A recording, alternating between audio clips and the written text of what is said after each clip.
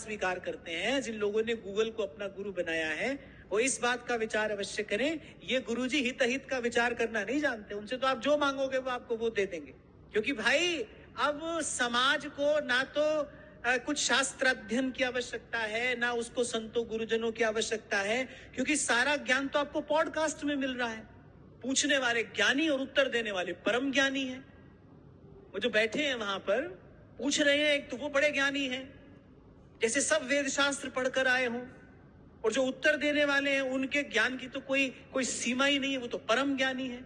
अभी कुछ दिन पहले, कल परसों की बात है, किसने मुझे दिखाया, बोले देखना जरा, ये व्यक्ति कह रहे हैं अमुक स्थान पे कर्ण के कवच कुंडल रखे हैं। अरे महाभारत पढ़ना तो छोड़ो, महाभारत ठीक से देखा ही लिया होता तो कवच कुंडल तो इंद्रदेव पहले ही ले गए थे, युद्ध के बीच में ही आकर ले गए थे। अब वो व्यक्ति कह रहा है कि अमुक स्थान पर कर्ण के कवच कुंडल पड़े हैं। और भी दो चार बात मैंने सुनी, बेसिर पैर की बात, लाखों लोग उसको देख रहे हैं, हजारों लोग नीचे कमेंट कर रहे हैं, वाह वाह वाह वाह। मैंने कहा जाओ इनके साथ यात्रा पे, हम खर्चा देते हैं, देखाओ कर्ण के कवच कुंडल कहाँ है।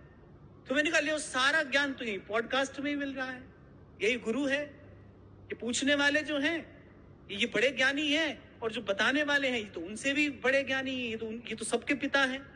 तो ये जो आपकी बड़ी निष्ठा हो गई है ना, व्हाट्सएप पे चलती यूनिवर्सिटियों से आप सर्टिफिकेट ले रहे हो, सारा ज्ञान वहीं से सीख कर आ रहे हो, एक बात ध्यान रखना, उसके पास हित अहित का विचार करने की बुद्धि नहीं है, सामान्य बुद्धि नहीं है। विवेक तो होगा ही कहां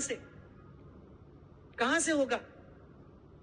पहले भी मैंने आपसे कहा था, ये गुरुमुखी विद्या है, गुरु के चरणों में नत शिर होकर श्रद्धायुक्त चित्त से ही इसका ग्रहण किया जाता है। प्रथम हृदय श्रद्धा जो करे।